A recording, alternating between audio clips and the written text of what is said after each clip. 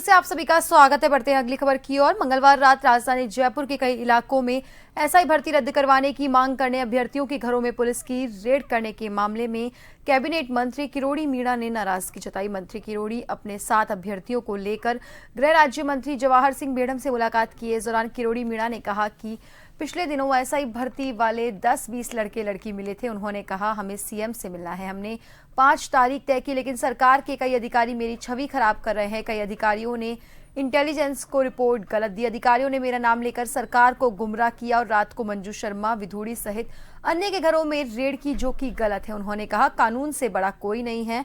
इसके साथ ही किरोड़ी ने कहा मंजू शर्मा को हिरासत में लेने वाली एसएचओ कविता शर्मा को गिरफ्तार किया जाए, क्योंकि उसके खिलाफ मुकदमे दर्ज है। तो वहीं मंजू शर्मा अभ्यर्थी और विधूड़ी ने कहा कि रात को गलत तरीके से उनके घरों से उन्हें उठाया गया, ये गलत है। इस मामले पर मंत्री जवाहर सिंह बेढ़म ने कहा रिपोर्ट ली है, सरकार के स्तर पर बातचीत करेंगे। अगर अधिकारियों ने गलत किया है तो एक्शन होगा।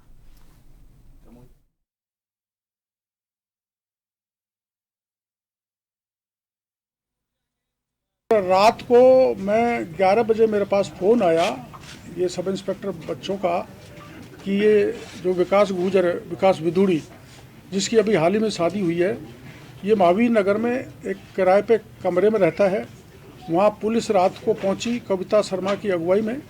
इसका गेट तोड़ दिया, इसने खोला नहीं तो बाहर से ताला लगा दिया। मैं पहुँचा तो उसको अत्याचार करने से मैंने रोका कविता शर्मा को। और ये कविता शर्मा कौन है? ये खिलाड़ी के कोटे से भर्ती हुई है। ये फर्जी भर्ती है इसकी, ये कोई खिलाड़ी नहीं है, इसने कोई पदक नहीं जीता। मैम ने मुझे गाड़ी में लेके गई, उन्होंने मुझे 1-1.5 घंटे तक गाड़ी में बिठा के रखा। फिर बाबा आए वहाँ पे, उन्होंने बोला कि उतरो, आप अकेली मतलब बच्ची को कैसे बिठा के लेके जा सकते हो, रात को पेरेंट्स नहीं है साथ में, और आप बच्ची को लेके क्यों आए हो, किस मामले में लेके आए हो, आपको बताना चाहिए। वहाँ पे बिना किसी को इन्फॉर्म किए आप लेके जा रहे हो। फिर बाबा ने अपनी गाड़ी में बिठाया और फिर मुझे घर पे छोड़ के गए पापा के पास। अच्छा, आपके साथ कोई दुर्व्यवहार किया गया पुलिस ने? नहीं सर, कोई दुर्व्यवहार नहीं किया मेरे साथ। मैं एसआई भर्ती रद्द आंदोलन को लेकर थोड़ा सा सक्रिय हूँ।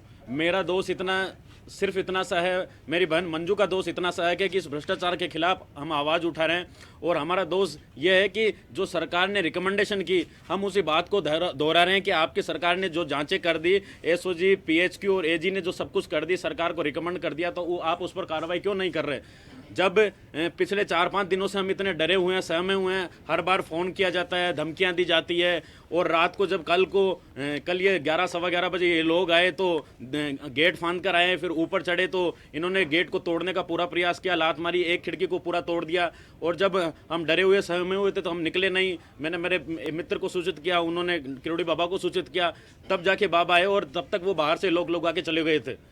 हमारा दोष इतना सा है कि हम ये न्याय की गुहार लगा रहे हैं, बस इतना सा दोष है क्या हमारा कि हम न्याय के लिए नहीं लड़ सकते क्या? माननीय किरोड़ीलाल जी मीणा साहब हमारी सरकार के काबीना मंत्री हैं। उनसे बार बार हमारी मुलाकात होती रहती है, हम मार्गदर्शन उनसे लेते रहते हैं। उनके अनुभवों का लाभ हम हमेशा लेते रहते हैं, क्योंकि मैं तो पहली बार मंत्री बना हूँ।